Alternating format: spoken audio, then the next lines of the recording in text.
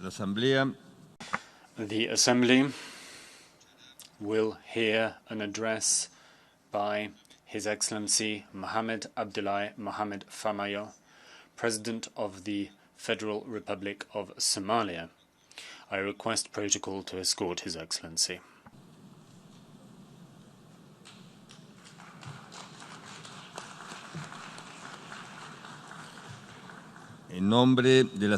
On behalf of the General Assembly, I have the honor to welcome to the United Nations His Excellency Mohamed Abdullahi Mohamed Farmajo, President of the Federal Republic of Somalia, and to invite him to address the Assembly.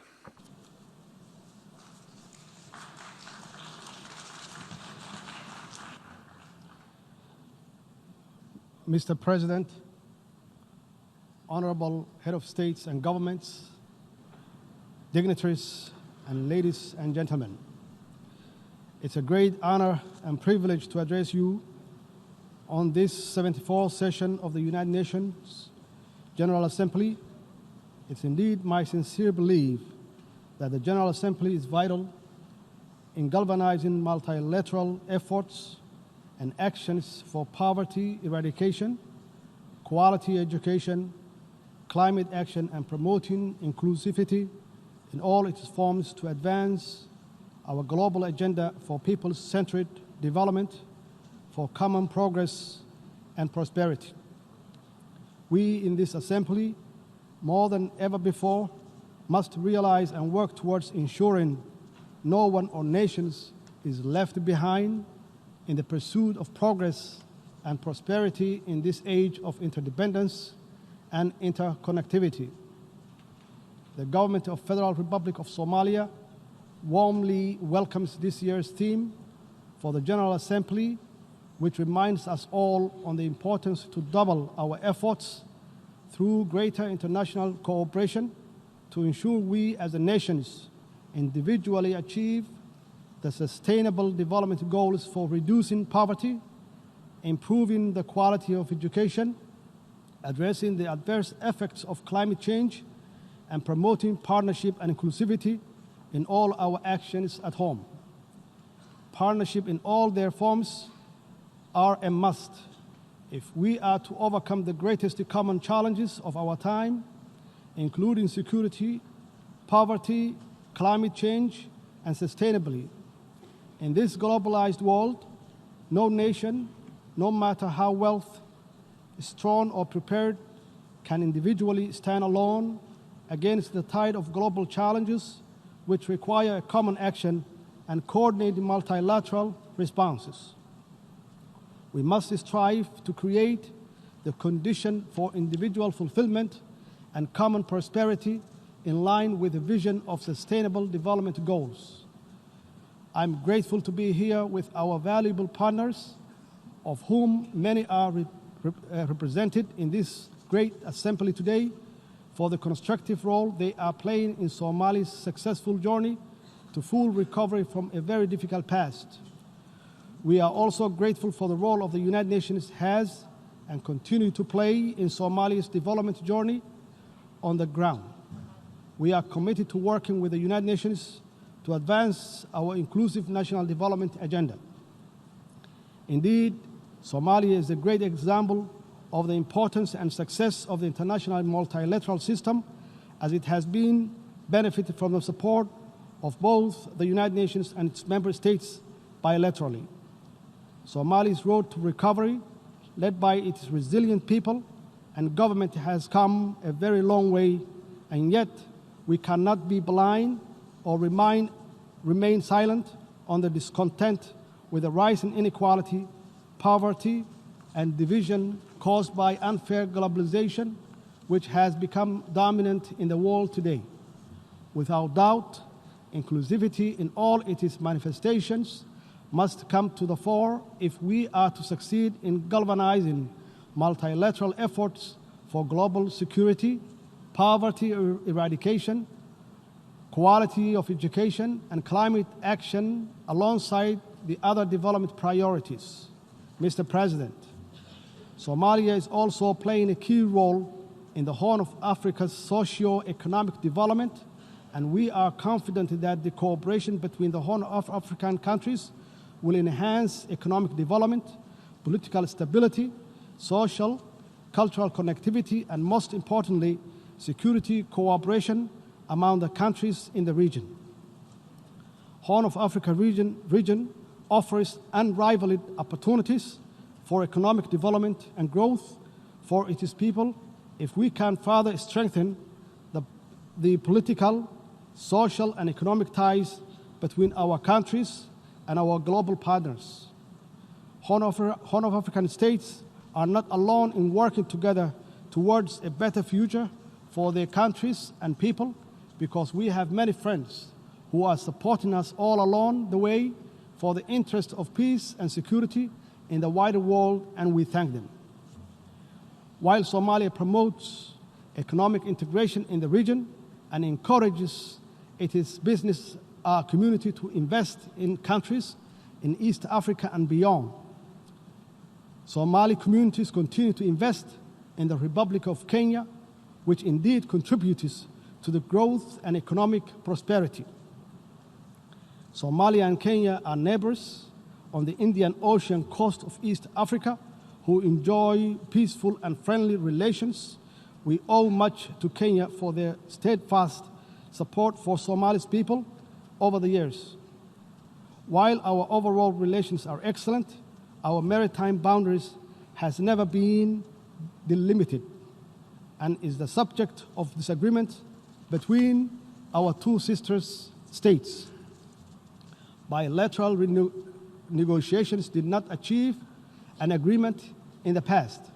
In order to obtain peaceful and equitable settlement in 2014 and in conformity with international law, Somalia instituted proceedings before the International Court of Justice, the highest legal authority of the United Nations.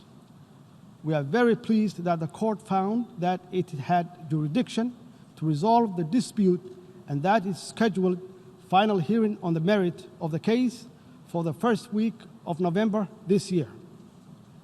Somalia, as a member of the United Nations and a party to the statute of the court, is committed to seeing this judicial settlement process through to its end. Somalia has pledged to comply with the court's final judgment and to accept the boundary that is delimited by the court.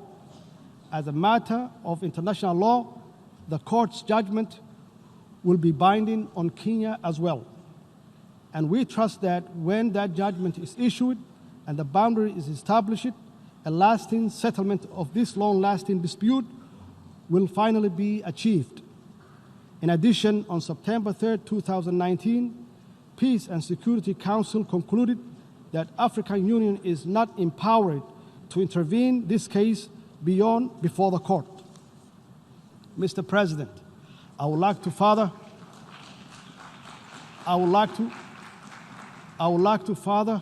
report that at the margin of the 74th United Nations General Assembly in New York, and exactly on Tuesday night, September 24, 2019, President Al-Sisi of Egypt, who is also the current chairman of the African Union, convened and chaired a meeting between me and the President Uhuru of Kenya, the meeting which was very fruitful.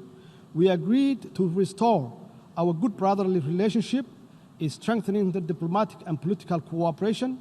We further agreed to leave the maritime dispute between the two countries to be resolved by the International Court of Justice. Somalia is committed to maintain good relationship with Kenya. Mr. President, the Somali government is strongly committed to its ambition and enabling peace building and state building agenda, and we are making clear strides toward achieving inclusive politics, strengthening democracy, and constructing the very rights-based national institutions that are the pillars of strong societies. I am proud to report that we have held successful regional elections in some federal member states in the build-up to the planning national parliamentary and presidential election in 2021, and we are determined to facilitate the success of this process through an inclusive electoral bill which voter registrations, and better public awareness of the importance of inclusive politics and national progress. From all this, it's clear that Somalia is a historical example of reform, resilience, and people-driven progress and recovery. Today, our national discussions focuses on how to deliver inclusive politics, public services, financial and economic reforms, growing the economy, good governance, advancing regional cooperation, and how to finally defeat the threat of Al-Shabaab terrorism organizations with our valuable partners at home and abroad. Security has been our government's focus and greatest public expenditure since taking office because everything else, including poverty eradication, quality education, climate action, depends on it. We, alongside our international partners, are working tirelessly to rid the last pocket of violent extremism and their terrorist activities from Somalia. This task is by no means easy because of the violent, cowardly, and opportunistic guerrilla tactics Al-Shabaab terrorist uses, including bombing innocent civilians and private businesses. However, with our holistic strategy of de-radicalization, successful military offensives, the recovery of territory from Al-Shabaab, and the strengthening of Somali National Army and security capabilities, we are confident that our joint efforts with AMISOM and other international partners will bear fruit for Somalia, its people, and for the region and the global stability.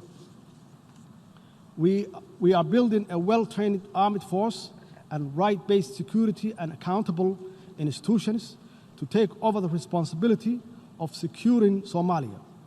Our government, in partnership with AMISOM and other key international supporters, is working hard to achieve this through transition plan in line with the national security architecture. In this regard, I wanted to thank the brave Somali security force, men and women, all the troop contributing countries of African Union, with AMISOM and all our international partners that support the security operations in different and important ways. By no means are these comprehensive reforms easy, but with commitment and absolute determination, we have biometrically registered all the Somali National Army, and the human resources audit of the wider security sector in its entirety will be completed shortly. The biometric registration enabled the government to eliminate ghost workers, assess operation readiness of the security personnel, and make cost saving that will be used elsewhere to further strengthening security for the Somali people. I'm convinced Somalia's successful security sector reforms will provide us with the best possible security apparatuses to safeguard the well-being and the progress of Somali people. Mr. President, indeed, quality education liberates, empowers, instills hopes, and unleashes the great dreams, ambitions, and innovations that will create a better world for all of us. All development anchors on education and most certainly galvanizing our multilateral efforts for any development anywhere must start with national and international support for education in all its forms. In Somalia, a key symbol of our national recovery has been the enormous expansion of education provision across the public and private sector in all stages of learning. We fully understand the need to encourage, support, and build on the existing public-private partnership model of education delivery with strong oversight by the federal government. Despite our difficult past, today the design and delivery of quality education and its governance and delivery framework is the most crucial education objectives we set as a government. This is critical for our young generation to catch up and even perhaps leapfrog in order to compete in globalizing economy and benefit from and contribute to achieving the Sustainable Development Goals by 2030. Given the importance of quality education to Somalia's peace building and state-building processes, as well as its overall development, our government has embarked on an ambitious reform program which aims to expand access to education for our children, adolescents, and youth, including those from marginalized communities, the disabled, and girls and women.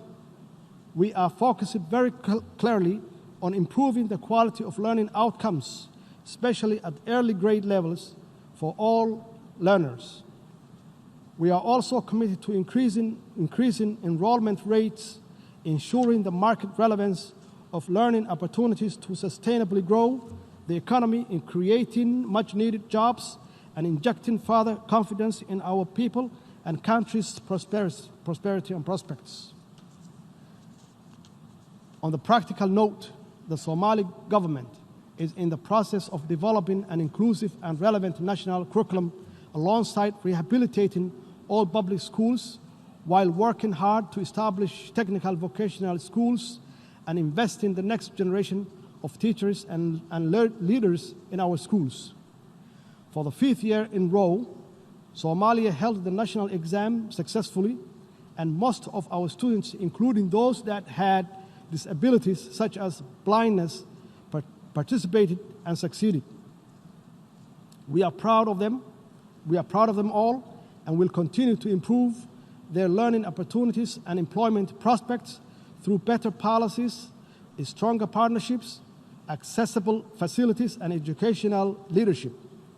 To strengthen quality education globally, we must all share good practices, transfer successful policy, and make the necessary link between education, opportunities, and international peace, security, and development. Mr. President, Somalia is very committed to improving the status of the country's environment and to promoting community resilience for both present and future generations. Somalia has taken major steps in instituting environmental management authorities to implement changes on the national level.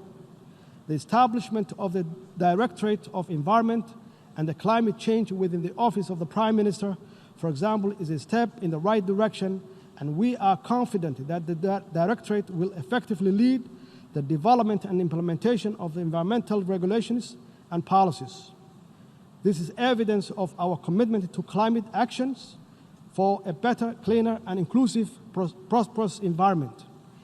Indeed, climate change threatens to increase the frequency and severity of environmental impacts, and Somalia and the country with a long-standing coastline in continental Africa is already experiencing the effects of rising sea levels and rising average temperature that's exacerbated by the effects of degraded land and deforestation.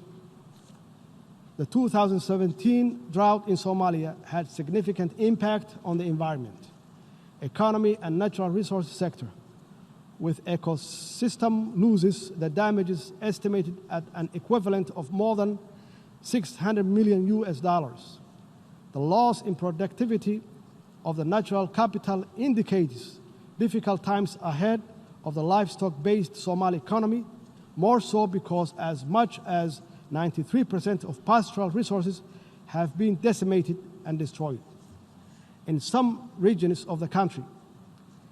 This has directly and indirectly affected the livelihood of the 6.2 million persons, about 60% of population, who depend on the pastoralism. Due to this vulnerability, Somalia's economy could take much longer to recover, given that it's continued to suffer the repetitive occurrences of climate-related hazards. The drivers of vulnerability and fragility in Somalia are complex and therefore requires comprehensive and long-term solutions for integrating sustainable natural resource management and a global environment agenda in Somalia's recovery and national development plan. The lesson from our experience is that climate change or climate action is urgently needed to reverse the catastrophic environmental damage which pose an existential threat to our collective future. Mr. President, let me assure you that my government is fully committed to the outcome of Paris Agreement and equally other multilateral environmental agreements which protect our planet and safeguard the future for all. In this regard, we strongly urge the full implementation and enforcement of United Nations Security Council Resolution 751, which requires all member states to take all necessary measures to prevent the direct and indirect import and export of charcoal from Somalia. This will not only save the environment but deny the international terrorists as a source of terror financing, which they depend on to hurt the innocent and most vulnerable people in our society.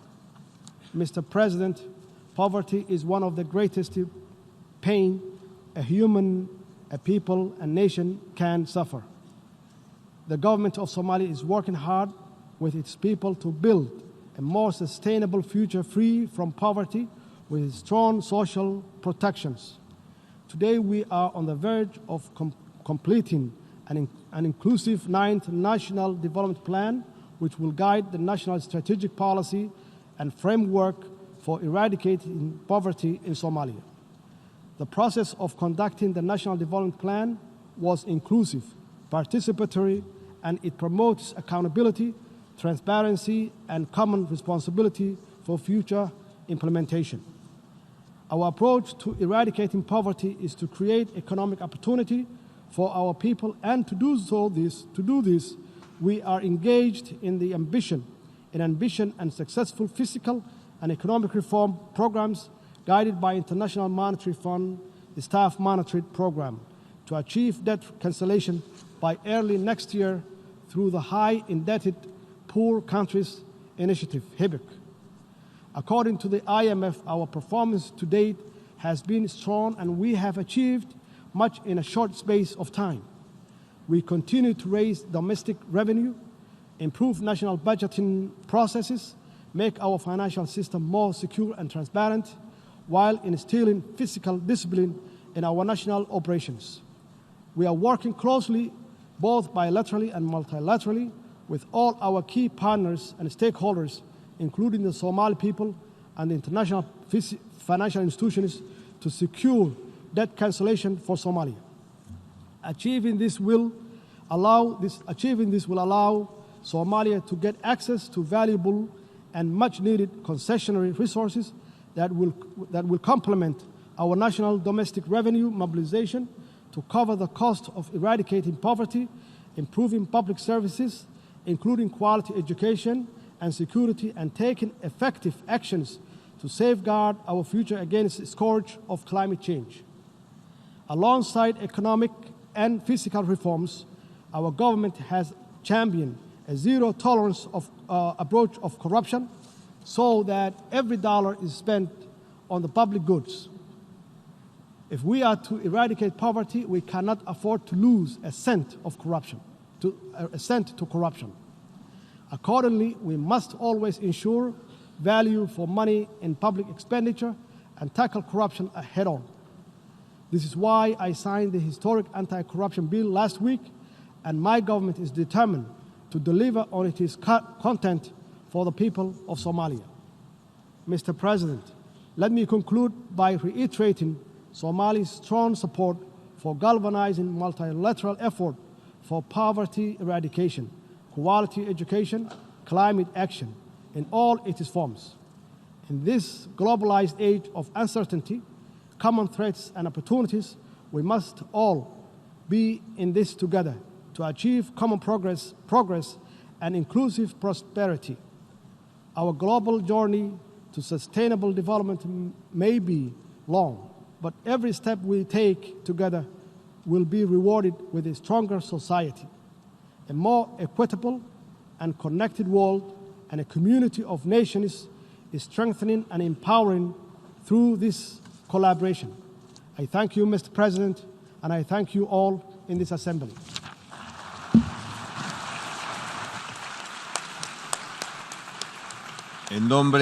On behalf of the General Assembly, I wish to thank the President of the Federal Republic of Somalia for the statement just made. May I request representatives to remain seated while we greet the head of state.